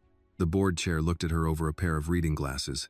Miss Brooks, we understand you asked to speak before the vote. Yes, ma'am. You are not required to discuss your medical condition. I know. You may leave at any time. Thank you. Daniel Mercer leaned back in his chair, saying nothing, though his expression made Annie aware that some people in the room already believed she had been given too much influence. The chair gestured toward the table.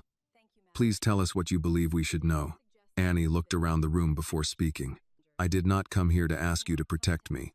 I also did not come here to ask you to remove Mr. Harrison or keep him in his position. I came because people are discussing what happened to me as though I am not able to explain it myself. No one interrupted. I started feeling sick in the afternoon. My supervisor told me to go home. No manager ordered me to stay. No one locked the door or threatened my internship. Daniel glanced toward another director, but Annie continued before anyone could use her words. I stayed because I believed leaving unfinished work would make me look weak. I believed everyone else was working harder than I was, and I was afraid one mistake would confirm whatever doubts people might already have about me. One director asked, what doubts? Annie held his gaze. That I was too young, that I had been given an opportunity I had not earned, that I would need more help than everyone else. The director shifted slightly. Annie continued. Some of those fears came from me. I understand that. But some came from what I saw around me. People answered messages late at night. They talked about missing meals as though it proved commitment. They praised employees for never taking time off. I had only been there a week, but I understood what received respect. William lowered his eyes. The board chair asked, do you believe the company is responsible for your illness? No. Her answer came quickly. My doctor did not say the company caused my condition. I made the decision to keep working after I felt pain. That was a bad decision, and I have to take responsibility for it. Daniel leaned forward. Then do you believe these policy changes are necessary? Annie turned toward him. Yes. His eyebrows rose. Why, if no one forced you to stay? Because people should not have to reach the point I reached before they feel allowed to leave. Daniel's voice remained controlled. But policies cannot replace personal judgment. No, sir. They can make the expectations clear. What if employees misuse them? Then deal with those employees. The answer came so naturally that William almost smiled. Annie continued. Do not make everyone prove they are in serious pain before you believe them. Do not make the weakest person in the room carry the cost of someone else's dishonesty. A director near the screen folded her hands. Miss Brooks, are you aware that the acquisition may fail because of the revised labor costs? Yes. And how does that make you feel? Terrible. The honesty of the answer changed the mood around the table. Annie looked down for a moment before continuing. I know people have worked on this deal for months. I know jobs and money are involved. I do not want anyone to lose an opportunity because I got sick. She lifted her head. But I also do not think a $4 billion agreement becomes fair simply because it is worth $4 billion. The board chair watched her carefully. Annie said, if the deal only works when people are afraid to say they need help, then maybe the numbers were never honest. William looked at her, hearing his own argument expressed without the authority of his title. Coming from Annie, the words carried a different weight. She had nothing to gain in that room and many reasons to remain silent. Daniel tapped one finger against his folder. You understand that Mr. Harrison could lose his position today? Yes. And you came because you want to prevent that? No. The answer caught him off guard. Annie turned toward William. He helped me when I called. I will always be grateful for that. But doing one good thing does not mean the board should ignore every other question. William accepted the words without flinching. Annie faced the directors again. You should decide whether he is leading the company well. You should not keep him because he drove me to the hospital, and you should not remove him because he listened afterward. Claire watched from the screen, her expression becoming more thoughtful. Annie continued, I came because people have been using my name to argue both sides. Some say the company changed too much because of me. Others say Mr. Harrison should be praised because he helped me. I do not want either story. What story do you want? The board chair asked. The true one. Annie took a breath. I was in pain. I stayed too long. I asked for help. Mr. Harrison came. Afterward, the company discovered that other employees were also afraid to speak. What happens next is your responsibility. The chair remained quiet for several seconds. Then Daniel asked, Do you believe William Harrison should remain chief executive? Annie looked at him. I believe a person should not be judged only by the mistake that exposed the problem. They should also be judged by what they do after they can no longer deny it. Her eyes moved toward William. He is trying to change the company. Whether that is enough is for you to decide. William finally spoke. Annie, you do not owe me a defense. I know. Then why did you come? Because I owe myself the right to speak. William nodded slowly. The board chair closed the folder in front of her. Thank you, Miss Brooks. You have been clear. Annie turned to leave, then stopped. There is one more thing. The chair waited. Annie looked around the table. People keep calling me brave. I was not brave that night. I was scared. And I waited too long because I thought pain was easier to admit after the work was finished. Her voice softened but remained steady. A good workplace should not require courage just to say, I need to go home. No one answered. Annie walked toward the doors.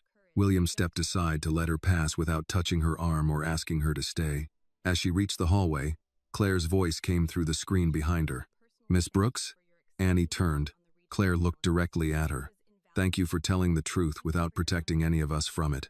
Annie gave a small nod. You're welcome. The doors closed behind her. Inside, the board chair looked around the table. We will vote first on the revised workplace standards. The secretary distributed the ballots. William sat down for the first time since Annie had entered. He did not know whether he would still lead the company when the meeting ended. But Annie's words had removed the last excuse anyone in the room could use. The policies passed by one vote. The second ballot concerned William's position. The result was narrower.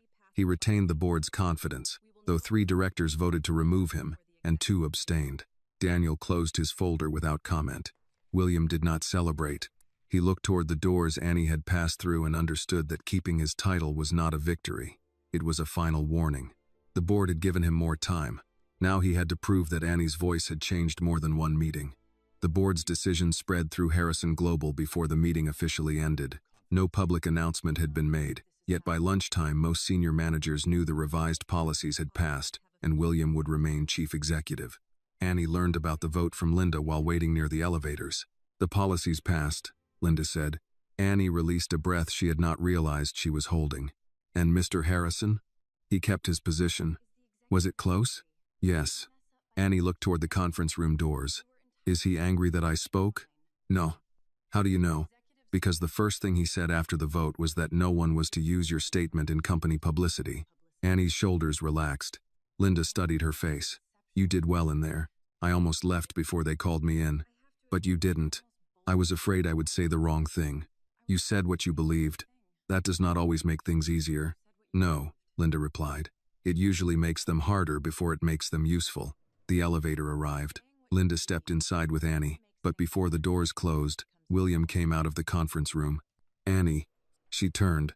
He walked toward them without the group of executives who usually followed him. Do you have a minute? Annie glanced at Linda, who stepped out of the elevator. I'll wait downstairs. When they were alone, William said, You should not have been placed in that position. I asked to speak. I know. Then why are you apologizing? Because the board discussed your life as though it were evidence in a case. Annie looked at him carefully. They were already doing that before I came in. Yes. At least they heard me directly. William nodded. You were right about something. Only one thing? He almost smiled. You said doing one good thing should not protect me from every other question. I hope that didn't sound disrespectful. It sounded honest. Annie adjusted the strap of her bag. Are you going to keep the policies? Yes. Even if the deal fails? Yes. She looked toward the conference room. Daniel Mercer seemed angry. He is. Will he leave? I don't know. Do you trust him? William did not answer immediately. I trust that he believes he is protecting the company. That wasn't my question. William looked at her. No. I do not trust every decision he is making. Annie nodded, then started toward the elevator. Annie. She stopped. Thank you. For what? For reminding everyone in that room that you were not a lesson for us to shape however we wanted. Her expression softened. Then don't turn me into one later. I won't. Downstairs, several employees gathered near the cafe after hearing about the vote. Some were relieved, others worried about the acquisition. Annie passed them quietly, but one woman from the accounting department stepped forward. Miss Brooks? Annie stopped. My name is Carla. I've worked here 11 years. Nice to meet you. Carla held a paper cup in both hands. I heard what you said to the board. Annie glanced at Linda. It wasn't supposed to leave the room. I didn't hear the whole statement. One of the directors repeated part of it to a department head. Annie's face tightened. Carla quickly added, I'm not here to ask questions. Then why did you stop me? Because I wanted to say thank you. Annie looked uncomfortable. You don't have to thank me. I missed my sister's surgery 2 years ago because my manager said the quarter-end review would affect promotions. Annie's expression changed. Carla continued. She told me she understood. I told myself I was being responsible. I still regret it. I'm sorry. Suami. Carla looked toward the elevators. The new policy won't change what happened, but maybe the next person will make a different choice. Annie did not know how to respond. Carla gave her a small nod and walked away. Linda waited until they reached the lobby before speaking. You all right? I think so. You don't look sure. I wanted to come here, do good work, and go home. I didn't want strangers telling me their regrets. Then you are allowed to say you cannot carry them. Annie looked back toward the cafe. But what if speaking helps someone? It may. Then how do I know when to listen and when to step away? You decide each time. That sounds exhausting. It can be. That is why no one should demand it from you. At the same time, William returned to the conference room, where Daniel remained seated with his folder closed. You survived the vote, Daniel said. This was not something to survive. Daniel gave him a tired look. You know what I mean. William took the chair across from him. Are you resigning? Do you want me to? I want to know whether you can carry out policies you opposed. Daniel looked toward the city beyond the windows. I spent half my life building this company. That does not answer the question. I think some of these rules will make us slower. They may. I think employees will misuse them. Some may. And you still expect me to support them. I expect you to follow the board's decision. Daniel turned back toward him. You are willing to accept lower performance. No. I'm willing to stop calling unhealthy behavior high performance. Daniel's expression hardened. You speak as though all of us were cruel. I don't think we were cruel. That is generous. I think we became comfortable with a system that benefited us. And now you want forgiveness. No. William leaned forward. I want accountability. Daniel gave a bitter laugh. That word is easy when you remain in charge. I offered to step down. You knew they might keep you. I did not know. Daniel opened his folder again. The acquisition partners sent revised terms. William reached for the document. Several expense protections had been removed. The other company also demanded a lower purchase price, arguing that Harrison Global's new labor standards reduced projected value. William read the final page twice. They cut the offer by $300 million. Yes. And added a clause allowing them to weaken the new policies after closing. Yes. William closed the folder. We reject it. Daniel stared at him. You haven't spoken to finance. I don't need finance to tell me what that clause means. It means compromise. It means we pass reforms in the morning and sell them by evening. You could negotiate the language. I will negotiate the price. The policies are not for sale. Daniel stood abruptly. This company is not a church, William. No. William remained seated. But that does not excuse us from having principles. Daniel looked at him for a long moment, then walked out. Later that afternoon, William called Martin Keller. We received the revised offer, he said. Then you understand our concerns. I understand you are using this week to reduce the price. We are adjusting for risk. You also included authority to reverse our employee protections. only where operational needs require flexibility. William looked at the policy document signed by the board. Remove that clause. William, remove it, or the deal ends. Martin's tone cooled. You would walk away over one paragraph? No. I would walk away because that paragraph tells me what kind of partner you intend to be. He ended the call before Martin could answer. Across town, Annie sat with Martha at the kitchen table, eating baked chicken, rice, and steamed vegetables. Her phone continued to receive messages from employees she barely knew. Martha noticed her turning the screen face down. Too much? Yes. Then stop reading. What if someone needs an answer? You are not the company counselor. Annie looked at the phone again. I started something. No, Martha said. You spoke. Other people decided what to do with it. Annie was quiet. Martha reached across the table. Kindness does not mean carrying every burden placed near you. Sometimes kindness means refusing to let people make a home inside your guilt. Annie nodded slowly. That evening, William received Martin's response. The clause would be removed, but the reduced offer would remain. William accepted the new price. $300 million disappeared from the value of the deal, yet the workplace protections stayed intact. When his assistant asked whether he wanted the board informed immediately, William said yes. Then he added, "Do not mention Annie." The change had begun with her call, but the cost was his to carry. The revised agreement reached the board the following morning. $300 million had been removed from the purchase price, but the clause allowing the new workplace protections to be weakened was gone. William entered the conference room carrying a single copy of the final terms. Daniel Mercer was already seated near the far end of the table, speaking quietly with two directors. Their conversation stopped when William took his place. The board chair opened the meeting. We have reviewed the buyer's response. The financial reduction is significant. It is, William said. One director has requested that we return to negotiations. Daniel raised his hand slightly. I made that request. William turned toward him. What do you intend to offer? A temporary exception to the after-hours restrictions during major transactions. That is the same condition we rejected. It is narrower. It teaches employees that their health matters until the company considers something important. Daniel's patience gave way. Every business has critical periods, and every critical period cannot become permission to ignore limits. A director opened the financial report. William, $300 million is not symbolic. It affects shareholders, expansion plans, and future hiring. I understand the cost. Do you? William looked around the table. Yes. I also understand who usually pays when a company protects every dollar. It is rarely the person sitting in this room. Daniel leaned forward. You keep speaking as though the rest of us do not care about employees. I think we care when caring is convenient. That includes you. Yes. The admission removed some of Daniel's force. William continued. I signed off on the old system. I praised managers for meeting impossible deadlines without asking how they did it. I benefited from every late night I never had to witness. The board chair tapped the final agreement. Your recommendation? Approve it. Daniel shook his head. You would accept $300 million less rather than allow one limited exception. I would accept $300 million less rather than sell a promise we made less than a week ago. The vote passed, though not easily. 2 directors opposed the agreement, and 1 abstained. When the board chair announced the result, no one applauded. William signed the authorization. The ink dried beside a number smaller than the one he had spent months pursuing. He felt no satisfaction, but he did feel certain.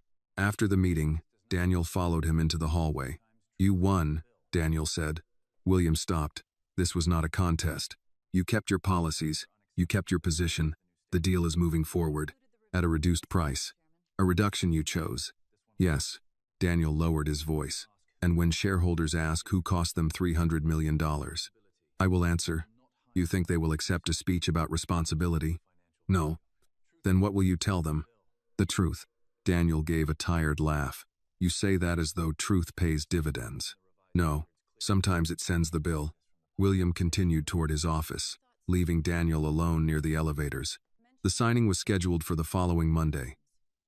Public Relations prepared a statement presenting the delay as a routine review of final terms. William rejected 3 versions before approving one that did not hide the revised employee standards. His communications director looked uneasy. Mentioning labor protections may invite questions. Then answer them. Reporters may connect the delay to Annie. Her name stays out of it. They may find her anyway. Then our people will not confirm anything. The director closed her laptop. Understood. William's phone vibrated as she left. Claire had sent a message asking when he would be home. He called instead of replying. She answered after several rings. Hello, the agreement was approved. At the reduced price? Yes. And the policies remain? Yes. Claire was quiet. William sat behind his desk.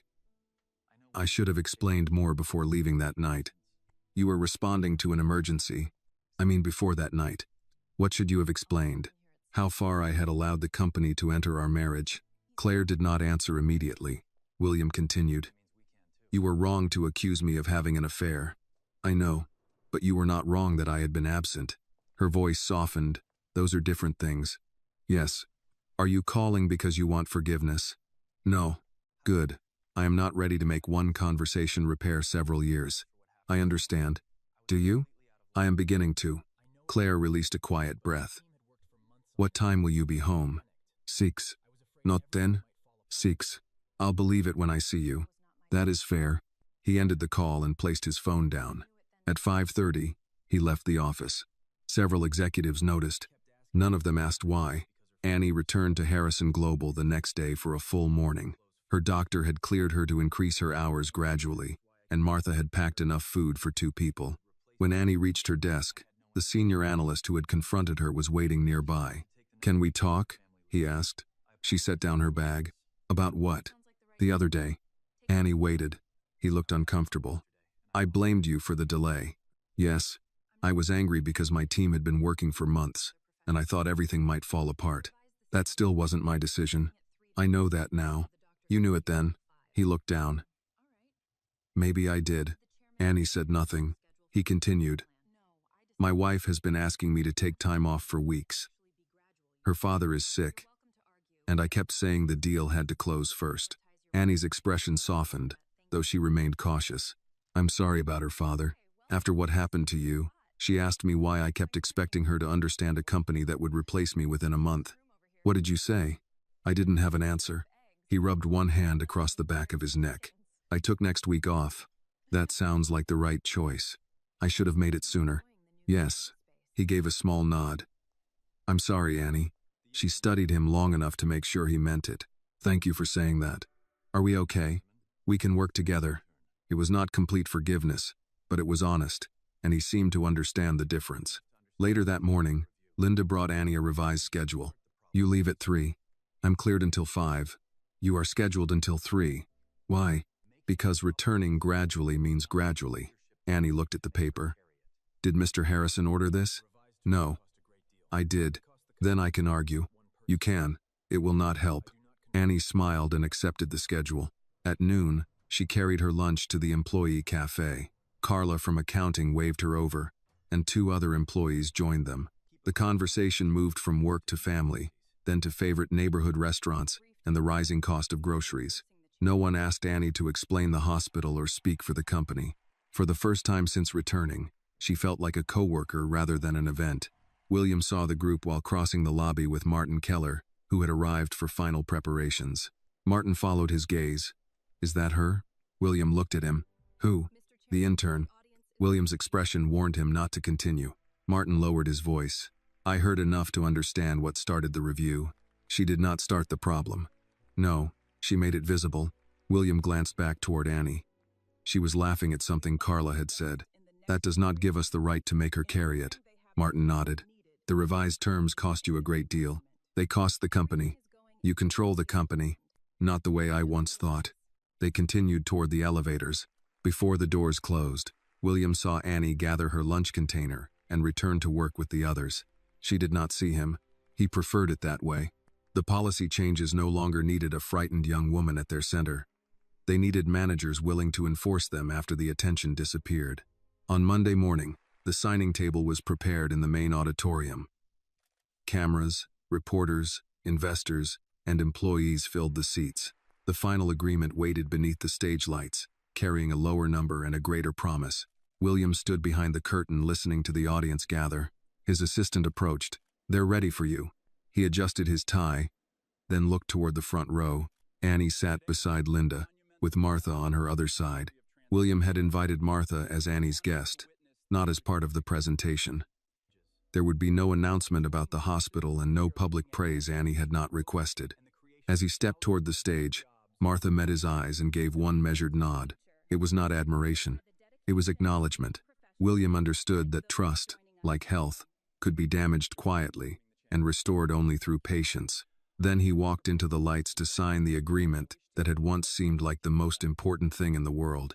William stepped onto the stage as the applause rose around him. Cameras turned in his direction, and the representatives from both companies stood beside the signing table. Martin Keller offered his hand. "Ready?" Martin asked. William shook it. "Yes." The master of ceremonies introduced the agreement as one of the largest transportation acquisitions of the year. He spoke about expanded routes, new technology, and thousands of jobs. William listened from his chair while the final document waited in front of him. A week earlier, he would have measured that moment by the size of the transaction. Now he noticed different things. The employees seated behind the investors, the food service workers near the side doors, and the security staff who had arrived before sunrise to prepare the building. He looked toward the front row. Annie sat between Linda and Martha. She wore a navy blouse and held the program in both hands. Martha's posture was straight, her expression calm. When William met her eyes, she gave him another small nod.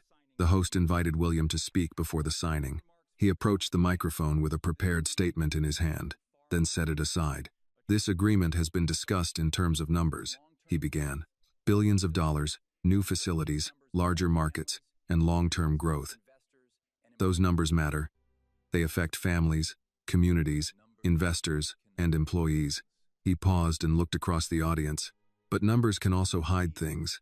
They can hide missed meals, postponed medical appointments, and hours that were given because someone feared saying no. Several executives shifted in their seats. William continued. "During the final week of negotiations, Harrison Global reviewed the way we define commitment. We found practices that rewarded people for ignoring reasonable limits. We found policies that sounded responsible on paper but failed in daily life." A reporter raised a hand, but William signaled that he would finish first. "The revised agreement protects the workplace standards approved by our board. Those standards are not public relations language. They are obligations. They apply during ordinary weeks, difficult weeks, and major transactions." Martin watched him from the table without objection. William glanced toward Annie but did not use her name. "This review began because one person asked for help. That person did not ask to become an example, and I will respect that. What matters is what the request revealed." His voice lowered. A decent workplace should not require courage simply to say, "I am sick. I need to go home." The auditorium grew quiet enough for him to hear a camera shutter near the aisle. William looked toward the employees. "I used to believe leadership meant having the answer before anyone else could question the plan. I was wrong. Sometimes leadership begins when a person with authority admits that someone with less authority saw the truth first." He returned to the signing table. Martin leaned closer. "You know that speech will lead every article." "It should. You could have talked about expansion. We have enough people paid to talk about expansion." Martin gave a reluctant smile. "Sign the agreement, William." They signed each copy, exchanged documents, and stood for photographs. The applause returned, but William did not feel the triumph he once expected. He felt the weight of a promise that would be tested after the cameras left. When the ceremony ended, reporters gathered near the stage. William answered questions about the reduced purchase price, the revised labor projections, and the week-long delay. He refused every attempt to identify the employee whose medical emergency had prompted the review. One reporter asked, "Was the $300 million reduction worth it?" William replied, "Ask me in 5 years, when we know whether we built a healthier company. Today, I can only tell you that the alternative would have cost something we were no longer willing to ignore." Near the back of the auditorium, Annie listened with Martha. "He never said your name," Martha observed. "He promised he wouldn't. Some people keep promises when it is easy." Annie looked toward William as another reporter approached him. This one was not easy. Linda joined them. "How are you feeling?" "Fine." Linda raised an eyebrow. Annie smiled. "I ate breakfast, took my medicine, and brought lunch." "Good answer." Martha patted the bag at her feet. "I brought extra food in case the company serves something with more decoration than substance." Linda laughed. Mrs. Brooks, I think you would improve our executive meetings. I would start by making people eat before they make billion-dollar decisions. As the crowd thinned, William stepped down from the stage and approached them. Mrs. Brooks, Mr. Harrison. He turned to Annie. How are you? Better. Only better? Much better. That is acceptable. Annie glanced toward the signed documents. Congratulations. Thank you. You gave up a lot to keep those policies. William shook his head. The company accepted a lower price. The employees should not be expected to repay it with gratitude. I know. But you still made the decision. The board made the final decision, after you forced them to face it. Martha looked between them. Neither of you needs to win this argument today. William smiled. That sounds fair. Claire approached from the side of the stage. She had attended the ceremony but remained away from the cameras. William's expression changed when he saw her. Claire greeted Martha and Linda, then turned to Annie. I'm glad you're feeling better. Thank you, Mrs. Harrison. Claire hesitated. I owe you an apology. Annie looked surprised. The night you called William, I misunderstood what was happening and said things I should not have said. You did nothing wrong by asking him for help. Annie glanced toward William, then back to Claire. I didn't hear everything. You heard enough. Claire's honesty removed the need for Annie to protect her feelings. Thank you for telling me. Claire nodded. You deserved clarity. Martha watched the exchange with approval but did not interfere. William asked Claire, Are you staying for lunch? Yes. The simple answer carried more meaning than anyone else needed to understand. 3 months later, Annie completed her internship. Her final evaluation described her as careful, perceptive, and dependable. It also noted that she had learned to ask questions before a problem became urgent. When Linda offered her a permanent position after college, Annie thanked her but asked for time to consider it. I thought this was your dream, Linda said. It was. And now? Now I want to make sure it is my choice, not something I'm afraid to lose. Linda smiled. Take all the time you need. The company's new standards did not solve every problem. Some managers resisted. Some employees still worked too long, and some deadlines still created pressure. William required quarterly reports, independent interviews, and consequences for departments that ignored the rules. Daniel Mercer remained with the company, though his relationship with William changed. They spoke more carefully and agreed less often. 6 months after the vote, Daniel took a full week away from work for the first time in 11 years. He did not answer a single email. Claire and William began having dinner together twice a week without phones on the table. They did not pretend the distance between them had disappeared, but they stopped treating every difficult conversation as an interruption. On Annie's final day, she entered William's office carrying a small paper bag. I brought you something. William looked inside and found a container of Martha's chicken soup. Your grandmother made this? She said billionaires need to eat too. She is a demanding woman. She likes you. I would not go that far. Annie laughed. William set the soup beside his desk. Do you remember the first thing you said when you called me that night? Annie's smile faded into something more thoughtful. Yes, I do too. I wish I had called sooner. So do I. She looked at him. But I'm glad you answered. William nodded. So am I. Annie turned toward the door, then stopped. Mr. Harrison? Yes? People keep saying you saved me that night. William waited. I don't think that is the whole truth. What do you think happened?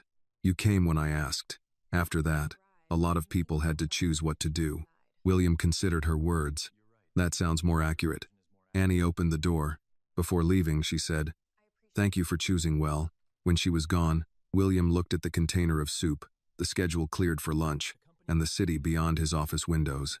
The company had completed its largest deal. Its value had grown again, and investors had stopped discussing the delay. Yet none of those things explained why that year remained important to him. It mattered because a frightened voice had reached him late at night and asked a simple question. He had answered by driving to the office. Everything that came afterward taught him that arriving was only the beginning. The story reminds us that true leadership is not measured by wealth, status, or the size of a business deal, but by the way we respond when someone vulnerable asks for help. Annie's pain reveals the danger of a culture that rewards silence, overwork, and fear. William's choice shows that kindness is only the beginning. Real responsibility means listening, accepting uncomfortable truths, and changing the system so others do not have to suffer in the same way. The lesson is simple: no deadline, profit, or reputation is worth more than a human life, and asking for help should never be treated as weakness. This video is a work of fiction created with the assistance of artificial intelligence. All characters, events, and situations are not real, and do not represent any actual people or true stories. The content is intended for storytelling and emotional illustration only,